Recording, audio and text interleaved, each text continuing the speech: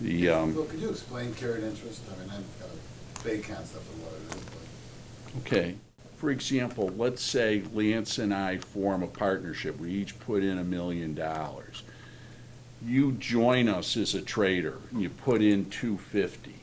So basically, there's 2,250,000 in there, but you get 80% of the gain. Because you're trading futures, you're getting a lot of 60/40 income.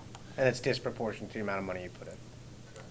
Okay, that where again, that I don't think the focus is on trading entities. I think it's it's on more equity firms that are getting a 2-and-20 compensation, or the general partner is getting a 2-and-20. It's really focused on compensation. hedge funds and private equity. So What's let's, related to carrying forward losses?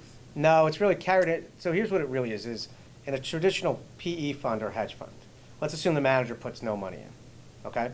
So you got whatever, hundreds of millions, $1 billion in a fund. Manager's getting a 20% incentive allocation. That's called a carry.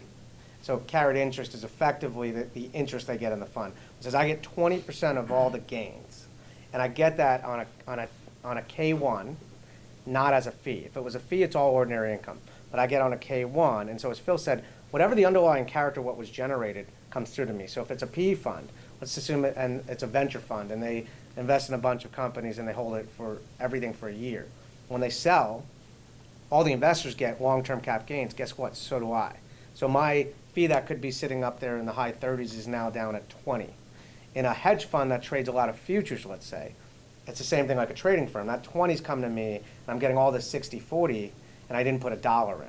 It gets better because all of your ordinary expenses Right. keep their same character. So if you look at two buckets, the 60% long-term bucket and the 40% short-term, all your expenses would go against the 40% short-term. So a lot of our firms are left with almost all long-term cap gains when you net it all out.